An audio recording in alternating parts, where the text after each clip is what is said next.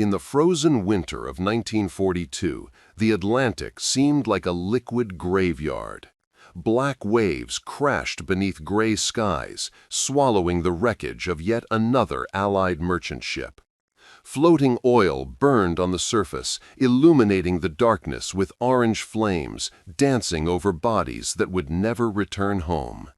Below, in the depths, long shadows glided like silent predators, Hitler's U-boats, reaping entire convoys without mercy. The sound was metal tearing metal, the smell fuel and death, and the silence that followed was deafening. On German radio, the message echoed with arrogance: the Atlantic was theirs. Donitz's gray wolves were winning the war at sea, one torpedo at a time. Each night brought new victories. Each morning, new ghosts beneath the waves. But on a foggy night in late 1942, something new emerged from the darkness. Something the German commanders couldn't explain. A ghost that saw in the dark, tracking even the ocean's breathing noise. A weapon so secret, so devastating, that it would turn the hunter into the hunted. The tide was about to turn, and the Germans had no idea. If you love stories hidden behind history's headlines, hit subscribe so you never miss what comes next. To understand how close the Allies came to losing World War II, you have to understand the Battle of the Atlantic. This wasn't a single fight. It was a 6-year siege, the longest continuous military campaign of the entire war, stretching from 1939 to 1945 across 3,000 miles of cold, merciless ocean. Britain was starving. Cut off from Europe by the Nazi occupation, the island nation depended entirely on convoys crossing the Atlantic from America and Canada. Food, fuel, weapons, raw materials, everything arrived by sea. If the supply line broke, Britain would collapse. Churchill himself would later write, "The only thing that ever really frightened me during the war was the U-boat peril." And the peril was real. By 1942, German submarines were sinking Allied ships faster than they could be built. Admiral Karl Donitz, commander of the U-boat fleet, had deployed his Wolfpack tactics, groups of submarines coordinating attacks on convoys, overwhelming escorts, striking at night, vanishing into the depths. The strategy was devastatingly effective. In the first half of 1942 alone, over 500 Allied ships went down. Entire convoys disappeared in a single night. The Germans called it the happy time. For the man aboard those merchant ships, the Atlantic was a nightmare. Imagine being a 19-year-old sailor on a slow-moving cargo vessel, packed with ammunition and fuel, knowing that somewhere beneath you, invisible in the black water, German submarines were hunting. You couldn't see them, you couldn't hear them, you could only wait. When the torpedo hit, and it always came without warning, you had minutes, sometimes seconds. Ships broke apart. Men were thrown into freezing water that would kill them in 15 minutes. Oil fire spread across the surface, turning agony into agony. Lifeboats were rare. Rescue was unlikely. The convoys sailed in tight formations, zigzagging desperately to avoid being predictable. But the U-boats adapted. They surfaced at night, invisible on the dark water, using their diesel engines to chase down targets faster than the convoy could run. They struck, dove, and disappeared before the escorts could react. The mathematics were brutal. Germany was building U-boats faster than the Allies could sink them. If the trend continued, Britain would be forced to surrender by mid-1943. The Nazis didn't need to invade England, they just needed to starve it. And they were succeeding. But in secret laboratories across Britain and America, scientists were racing against time. The problem was simple but seemingly impossible. How do you find a submarine that doesn't want to be found? Sonar could detect submerged U-boats, but only at close range. Radar was improving, but submarines spent most of their hunting time on the surface at night, too small and low to pick up clearly. By the time escort ships spotted a U-boat, it had already fired its torpedoes and begun its escape dive. The Germans had one fatal weakness, though they didn't know it yet: communication. U-boats operated far from their bases, dispersed across thousands of miles of ocean. To coordinate wolf-pack attacks, they had to transmit radio messages, short, encrypted bursts sent to headquarters, reporting positions, targets, fuel status. These transmissions lasted only seconds. The messages were coded using the infamous Enigma machine, which the Germans believed was unbreakable. They transmitted freely, confident that even if the Allies intercepted the signals, they'd never crack the code or pinpoint the source fast enough to matter. They were wrong on both counts. While the Bletchley Park codebreakers worked on cracking Enigma, a story famous in its own right, another group of engineers was developing something equally revolutionary: a way to turn those radio transmissions into death sentences. It was called HF/DF, pronounced Huff Duff, high-frequency direction finding. The concept was elegant. When a U-boat transmitted a radio message, the signal radiated outward in all directions. If you had receivers at different locations, you could measure the angle the signal came from at each point. Where the lines intersected on a map was the submarine's position. The British had been experimenting with direction finding since World War I, but the technology was primitive. Shore stations could provide only rough bearings, useful for general areas, but not precise enough for an attack.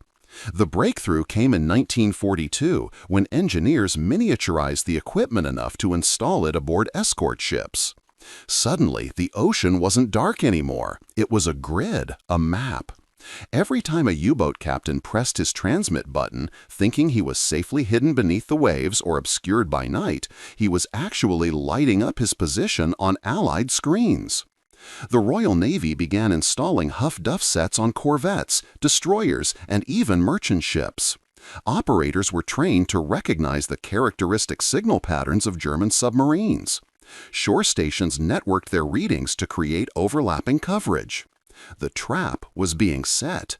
The Germans just hadn't realized they'd walked into it. The change happened gradually, which made it more terrifying for the Germans. In early 1943, U-boat commanders began noticing something strange. Allied escorts were appearing in the wrong places. Not randomly, specifically wrong, as if they knew where the submarines were. A U-boat would surface at night, miles from any convoy, to transmit a brief position report. Routine, safe.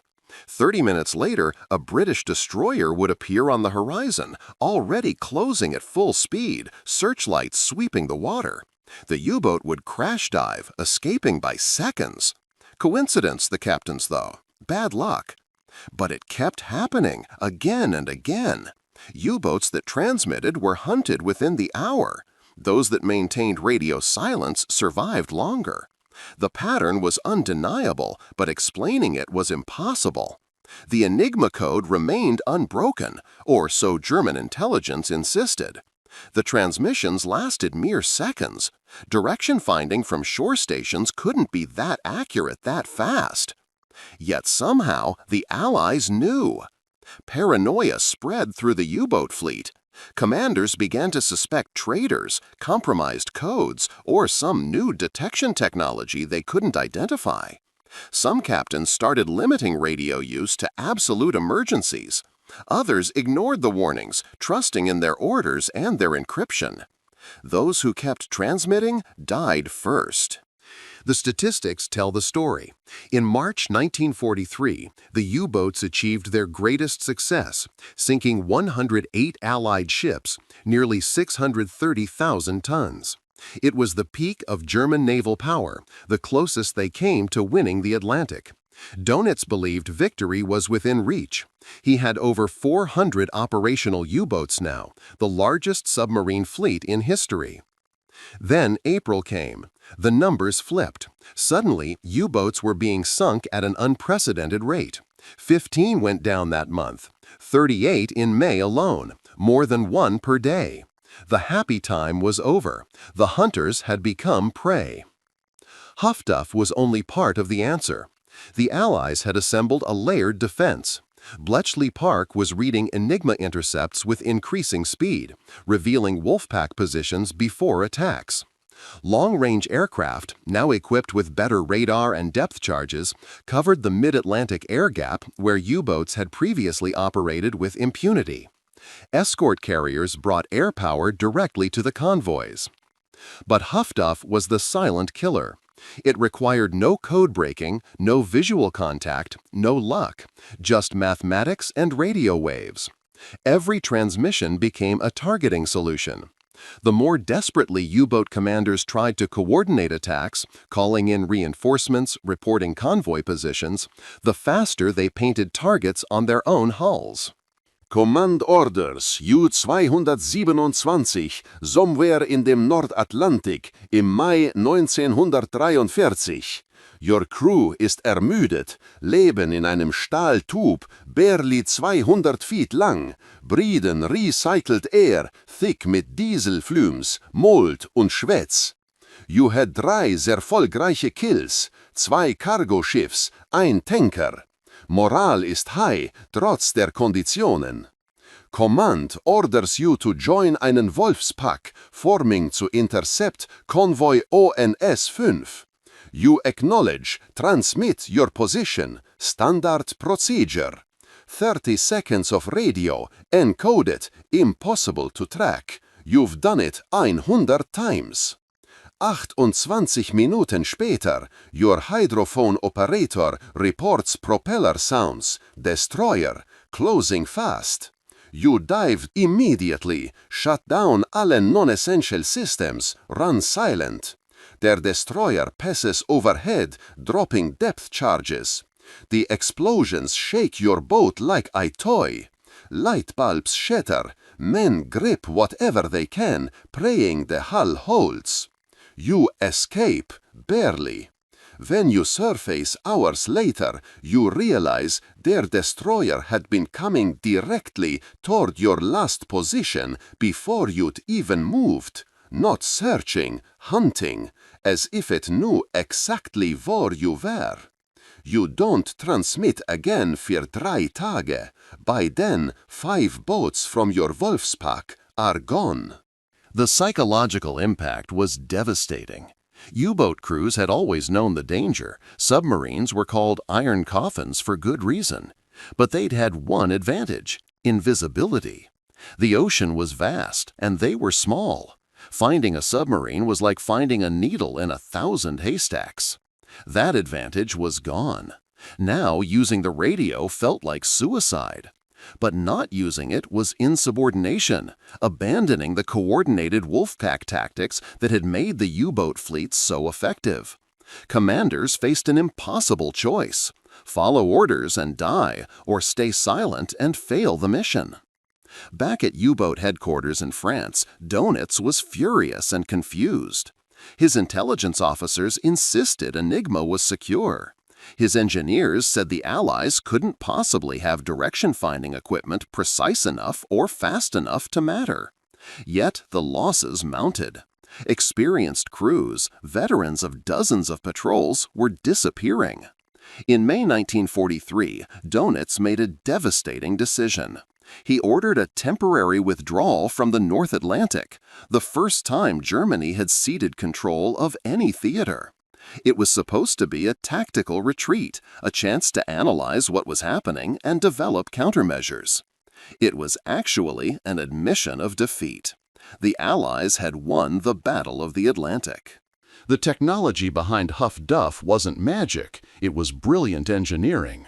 The system used a rotating antenna that could determine the bearing of a radio transmission within 1 degree of accuracy.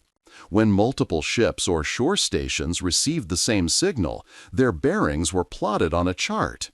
Where the lines crossed marked the submarine's position, often accurate within a few miles. The key innovation was speed. Earlier direction-finding systems required several minutes to get a fix.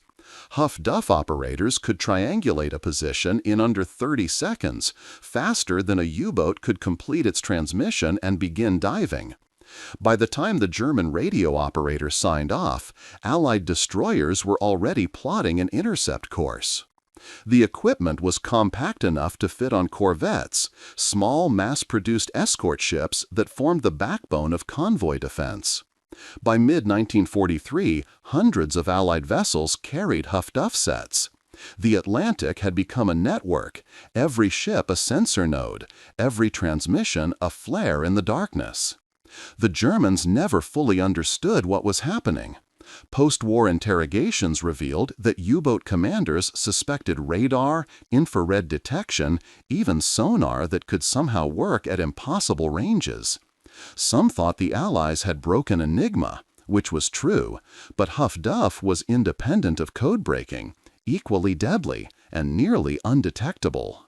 The climax came in May 1943 during the battle for convoy ONS-5. 43 merchant ships, protected by just 7 escorts, crossing from Britain to Canada. Donitz committed over 50 U-boats to the attack, the largest Wolfpack concentration of the war. It should have been a massacre. Instead, it became the U-boat's graveyard. The convoy's escorts were equipped with Huff-Duff, radar, and Hedgehog anti-submarine mortars. Every time a U-boat transmitted to coordinate the attack, the escorts pounced. The battle lasted 5 days. The convoy lost 13 merchant ships, a heavy toll. But the U-boats lost 7 submarines destroyed, 5 seriously damaged. For submarine warfare, the exchange rate was catastrophic. Building a merchant ship took months and required no specialized crew. Building a U-boat took a year, required skilled workers, and training a crew took another year. Each submarine lost was irreplaceable. The revelation came in German naval headquarters when the statistics were compiled. For the entire month of May, 43 U-boats lost. Only 50 Allied ships sunk. The hunters had become the hunted. The exchange rate had inverted. For the first time in the war, U-boats were dying faster than they could kill. Donitz called off the Atlantic campaign. The German Admiralty finally ordered an investigation into Allied detection capabilities. Technical teams analyzed captured Allied equipment, interrogated prisoners, studied attack patterns. They found evidence of improved radar, better depth charges, increased air coverage. All true, all important. But they never discovered Huff-Duff's full role. The technology was so simple, so elegant, that it seemed implausible. Direction finding wasn't new, the Germans had their own version. But they couldn't believe the Allies had made it fast enough, accurate enough, and widespread enough to matter strategically. Their own equipment couldn't do it, so they assumed the enemy's couldn't either. It was a failure of imagination wrapped in arrogance. German engineers had convinced themselves that Enigma's security and the ocean's vastness made their submarine fleet invincible. They looked for complex explanations, wondering if the Allies had some revolutionary new technology, when the answer was actually an old technology perfected. By the time they understood, it was too late. The Atlantic belonged to the Allies. The supply line was secure. D-Day became possible because troops and equipment could cross the ocean safely. Hitler's attempt to starve Britain into submission had failed. A radio wave had changed the course of history. The human cost of the Battle of the Atlantic was staggering. Over 3,500 Allied merchant ships sunk. 175 Allied warships lost. 72,200 sailors and civilian crew dead. Men who drowned in freezing water, burned in oil fires, or went down with their ships into the dark. But the German losses tell the real story of the Atlantic's turning point. Of the 1,162 U-boats commissioned during the war, 785 were destroyed. Of the approximately 40,000 men who served in the U-boat force, 30,000 died. A 75% casualty rate, the highest of any military force in World War II. Many of those deaths came after May 1943, after Huff Duff and improved defenses had shifted the balance.